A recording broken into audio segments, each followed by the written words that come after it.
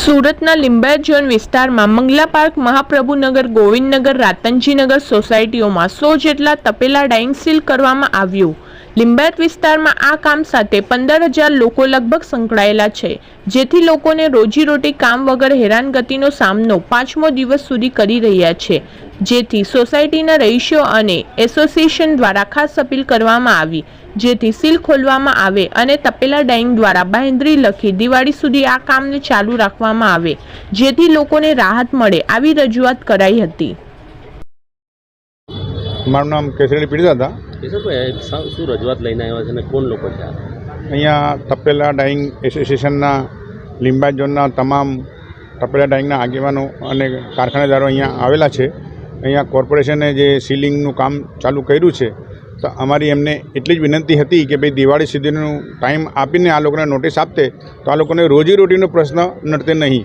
અને અહીંયા જે ડાઇંગને એક કારખાનામાં કમસે કમ 10 થી 20 કારીગરો છે, તેના અંદાજે તમે ગણી લો કે કેટલા બધા લોકોને રોજીરોટીની અસર પડી રહી છે, જે બિલકુલ ગેરવ્યાજબી છે। તેના માટે અમારી તંત્ર અને પ્રશાસનને ખાસ અપીલ છે કે આ લોકોને દિવાળી સુધીનો ટાઈમ આપો અને બાંહેધરી લખીને સીલ ખોલવાની કાર્યવાહી કરવામાં આવે એવી અમારી રજૂઆત છે। ઘણા વર્ષોથી આ તપેલા ડાઇંગ ચાલે છે, શું આમાં કંઈ રાજકારણ લાગે છે તમને? 15-20 વર્ષથી વિસ્તારમાં ડાઇંગનું કામ ચાલે છે, તપેલા ડાઇંગનું, અને આ હોમમેડ ઉદ્યોગ છે, ગૃહ ઉદ્યોગ ગણવામાં આવે છે આને।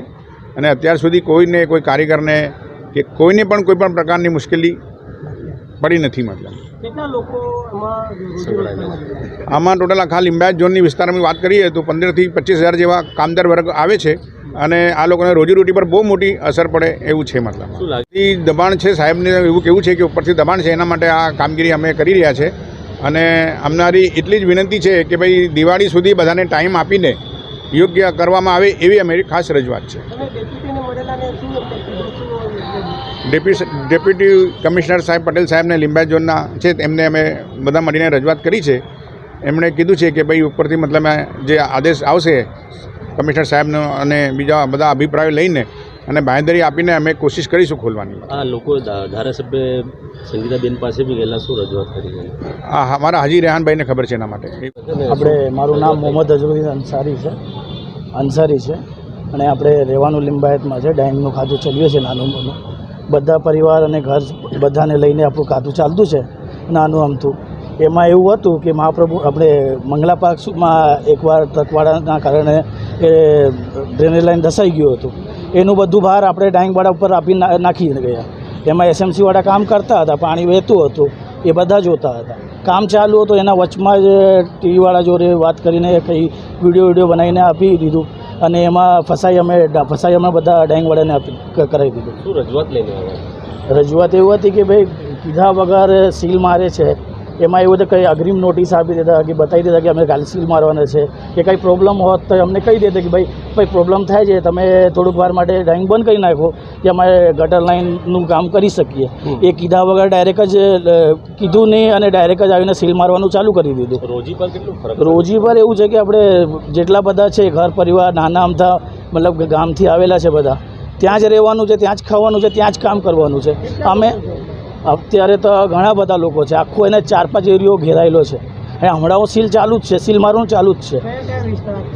હમણાં તો મટકાવાલી ગલી અને આપણે મંગલા પાર્ક એ બધી જગ્યાએ ચાલતું છે, હમણાં લિંબાયતમાં વધારે પડતું ચાલતું છે।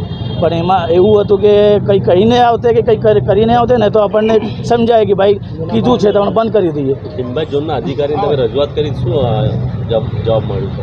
એમાં જવાબમાં એવું છે કે કંઈ માનવા માટે તૈયાર નથી, માનવા માટે કંઈ તૈયાર નથી। એ માનીને કોઈ ટાઈમ આપી દે કે ભાઈ અગ્રિમ નોટિસ આપી દે કે તમે આટલા દિવસમાં ખાલી કરી દો, કે આટલા દિવસમાં તમને ચલવું છે કે નહીં ચલવું છે, એ પ્રમાણે અમે કંઈ કરી શકીએ છીએ। આટલા વર્ષથી આ તપેલા ડાઇંગ ચાલતી હતી, અમને જ આ લોકો એમ કરી શકો, કંઈ લાગે છે તમને કંઈ? એમાં એવું હતું કે ભાઈ આ નાની અમથી વાત હતી, ડ્રેનેજ લાઈન અગર બની જતે ને તો એમાં અમારે એનો વિડીયો વાયરલ કરી નાખ્યો, વિડીયો બનાવીને।